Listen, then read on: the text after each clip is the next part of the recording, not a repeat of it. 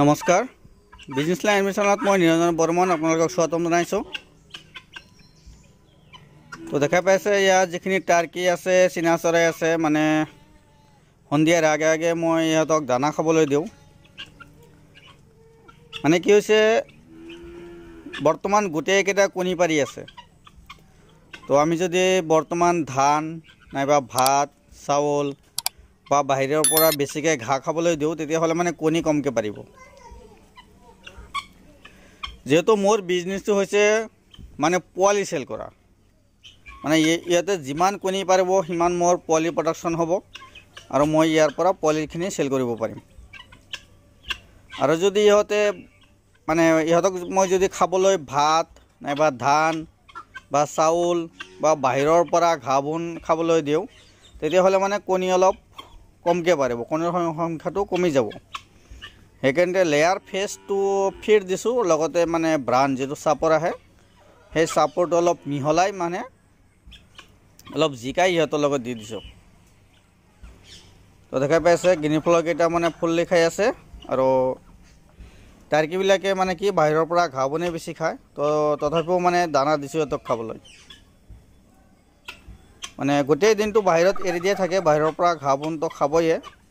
তথাপিও মানে চেষ্টা কৰি আছোঁ যিখিনি দানা খাব পাৰিব বা যাতে মোৰ কণীৰ পৰিমাণটো আমি বেছিকৈ পাওঁ, যাতে কণী অলপ বেছিকৈ পাৰে। সেইকাৰণে কণীৰ বেছিকৈ পৰাৰ কাৰণে দিব লাগে লেয়াৰ ফিড, লেয়াৰ ফেচ 2। আৰু এই টাৰ্কিটো বৰ্তমান ওজন আহিছে 10 কেজি, 1 বছৰ বয়স ইয়াৰ, আৰু 1 বছৰত 10 কেজি ওজন আহি গৈছে চাওক। মানে ইয়াৰ ওজনটো মানে নিয়মৰ হিচাপত অলপ বেছি হৈছে। মানে যিহেতু এইটো ব্ৰিডিঙৰ কাৰণে ৰাখিছোঁ, ব্ৰিডিঙৰ কাৰণে কি হয় যিবিলাক মেল আছে ফিমেল আছে, এই ফিমেলখিনিৰ ওজন হৈছে আপোনাৰ 4 কেজি বা কোনোবাটা 5 কেজি বা 4 কেজি 5 কেজিৰ ভিতৰত থাকে। তো বেছি ওজন হ'লে মানে সিহঁতৰ মিটিং কৰাত অসুবিধা হয়। সেইকাৰণে মানে যিমান ওজনটো মানে ইয়াক বেলেগকৈ ৰাখিব লাগে। বেলেগকৈ ৰাখিলে কি হয় মানে দানা পানী অলপ কমকৈ পাব আৰু ওজন বৃদ্ধিটো কমকৈ হ'ব। কিন্তু বেলেগকৈতো ৰখাৰ ছিষ্টেম নাই বা তেনেকুৱা মই বনোৱা নাই। একেলগত আছে, সম্পূৰ্ণ বাহিৰত থাকে, বাহিৰৰ পৰা ঘাঁহ বনো খায় বা দানা পানীও দি আছোঁ। যিমান খাব পাৰে সিমানে দানা দিয়া থাকে। তো সেইকাৰণে মানে ইয়াৰ ওজনটো বহুত বেছি আহি গৈছে। তো আপোনালোকে যদি টাৰ্কি নাইবা চীনা চৰাইৰ পালন কৰিব বিচাৰে মোৰ লগত যোগাযোগ কৰিব পাৰে। মোৰ ঘৰ কামৰূপ জিলা বক সমষ্টি মালিবাৰী সত্ৰ, ছয়গাঁও, বক, ধূপধাৰা, গোৱালপাৰা এইখিনি এৰিয়াৰ ভিতৰতো দিব পাৰি। আৰু গুৱাহাটী, খানাপাৰা, জাগিৰোড, মৰিগাঁও এইখিনি এৰিয়াৰ ভিতৰতো মানে দিব পৰা সুবিধা আছে। কিন্তু অলপ বেছিকৈ ল'ব লাগিব, কমচে কম 10 পিচ ল'ব লাগিব, তেতিয়াহ'লে মানে দিব পাৰিম।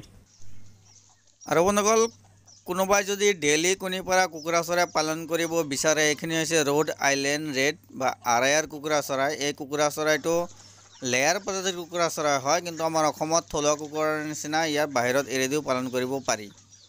কিন্তু চাৰিওফালে বাউণ্ডেৰী দিলে ভাল, বেলেগৰ কুকুৰা চৰাই সোমাব নোৱাৰিব, দানা পানী খাব নোৱাৰিব বা বেমাৰ আজাৰ কম হ'ব। তো এই কুকুৰা চৰাই ডেইলি কণী পাৰে, বছৰত 280ৰ পৰা 300টালৈকে কণী পাৰে। যদি ইয়াৰ পোৱালি লাগে যোগাযোগ কৰিব। ধন্যবাদ।